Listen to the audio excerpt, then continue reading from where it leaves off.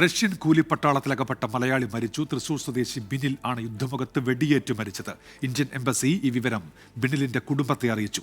സൂരജ് സജ്ജുണ്ട് വിവരങ്ങളുമായി തൃശൂരിൽ നിന്ന്. സൂരജ്, എപ്പോഴാണ് വിവരം കുടുംബത്തിനെ കിട്ടിയത്? എന്തൊക്കെയാണ് വിവരങ്ങൾ സൂരജ്?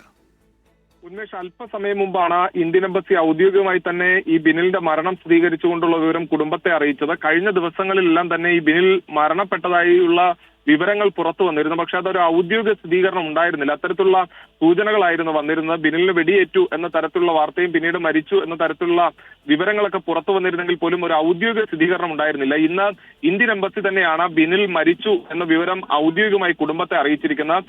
അതിന്റെ നടപടിക്രമങ്ങൾ ആരംഭിച്ചു എന്നും പറയുന്നു. കഴിഞ്ഞ ഏതാനും ആഴ്ചകൾക്ക് മുമ്പാണ് ബിനിലിനെയും അതുപോലെ തന്നെ തൃശൂരിൽ നിന്ന് പോയ ജെയിനെയും ഈ യുദ്ധമുഖത്ത് മുൻനിര പോരാളിയായി റഷ്യൻ പട്ടാളം നിയമിച്ചത്. അതിനുശേഷം വലിയ ആശങ്ക കുടുംബം പ്രകടിപ്പിച്ചിരുന്നു. കാരണം യുദ്ധമുഖത്ത് ഒരു പരിചയവുമില്ലാത്ത ആളുകളെ മുൻനിര പോരാളികളായി നിയമിച്ചാൽ സ്വാഭാവികമായി ഇവരുടെ ജീവൻ നഷ്ടപ്പെടുന്നതിലേക്ക് പോകും. അതുകൊണ്ട് തന്നെ അടിയന്തരമായി ഇവരെ ഇന്ത്യയിലേക്ക് മടക്കി കൊണ്ടുവരുന്നതിനുള്ള നടപടി സ്വീകരിക്കണമെന്നടക്കം കുടുംബം ആവശ്യപ്പെട്ടിരുന്നു. ഇന്ത്യയുടെ ഭാഗത്തു നിന്ന് അതിനുള്ള നടപടികളും എല്ലാം മുന്നോട്ട് പോയെങ്കിൽ പോലും അതിൽ ഒരു ഫലപ്രാപ്തിയിലേക്ക് എത്തിക്കാൻ കഴിഞ്ഞിരുന്നില്ല. ഇതിനിടയിലാണ് ബിനിലിന് യുദ്ധമുഖത്ത് നിന്ന് വെടിയേൽക്കുന്നതും പിന്നീട് ബിനിൽ മരിക്കുകയും ചെയ്തത്. അതോടൊപ്പം തന്നെ ഒപ്പമുണ്ടായിരുന്ന ജെയിൻ നിലവിൽ മോസ്കോയിലെ ആശുപത്രിയിൽ ചികിത്സയിലാണ്.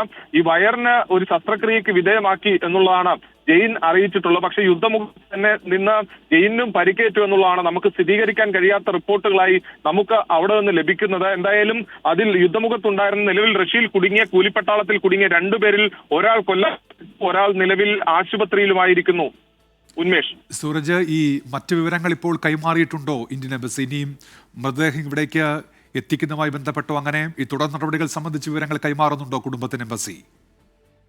നിലവിൽ ഈ മൃതദേഹം നാട്ടിലേക്ക് എത്തിക്കുന്ന അടക്കമുള്ള നടപടികൾ സ്വീകരിക്കുമെന്നുള്ളത് തന്നെയാണ് ഇന്ത്യൻ എംബസി അറിയിച്ചിരിക്കുന്നത്. കഴിഞ്ഞ ഏതാനും മാസങ്ങൾക്ക് മുൻപ്, അതായത് ഒരു മാസം മുൻപാണ് തൃശ്ശൂരിൽ നിന്ന് തന്നെ പോയ കൂലിപ്പട്ടാളത്തിൽ പോയ ഒരു യുവാവ് നേരത്തെയും സമാനമായ രീതിയിൽ യുദ്ധമുഖത്ത് വെച്ച് കൊല്ലപ്പെട്ടിരുന്നു. പിന്നീട് ആ യുവാവിനെ ആഴ്ചകൾക്ക് ശേഷമാണ് ആ യുവാവിന്റെ മൃതദേഹം നാട്ടിലേക്ക് എത്തിച്ചത്. അതും ഇന്ത്യൻ എംബസി ഏറെ പ്രയാസകരമായി നടത്തിയ നീക്കങ്ങൾക്കൊടുവിലായിരുന്നു ഈ മൃതദേഹം നാട്ടിലെത്തിക്കാനായത്. എന്തായാലും നിലവിൽ ഈ മരണം സംബന്ധിച്ചുള്ള ഔദ്യോഗിക വിവരങ്ങളടക്കം തന്നെ കുടുംബത്തിന് ഔദ്യോഗികമായി തന്നെ രേഖാമൂലം അറിയിക്കും. അല്ലെങ്കിൽ ആ വിവരം ഫോൺ മുഖാന്തരമാണ് ഇന്ത്യൻ എംബസിയുടെ സന്ദേശം കുടുംബത്തിന് പ്രാഥമികമായി ലഭിച്ചിരിക്കുന്നത്. തുടർ നടപടികളെല്ലാം തന്നെ ഇന്ത്യൻ എംബസി സ്വീകരിച്ചു വരികയാണ്. പക്ഷെ കുടുംബത്തെ സംബന്ധിച്ച് ഇവരെ മടക്കി കൊണ്ടുവരുന്നതിനെ ഏറെ പ്രയാസപ്പെട്ട കുടുംബം എല്ലാ വഴികളും ശ്രമിച്ചതാണ്. പല രാഷ്ട്രീയ നേതാക്കളെ കാണുന്നു, കേന്ദ്രമന്ത്രിമാരെ കാണുന്നു. അങ്ങനെ എല്ലാ തരത്തിലും ഇവരെ നാട്ടിലേക്ക് മടക്കി കൊണ്ടുവരുന്നതിനുള്ള ഒരു ശ്രമം കുടുംബം നടത്തിയതാണ്. പക്ഷേ അതൊന്നും ഫലപ്രാപ്തിയിലേക്ക് എത്തുന്നതിന് മുൻപാണ് ബിനിലിന്റെ ജീവൻ നഷ്ടമായിരിക്കുന്നത്. ഉന്മേഷ്,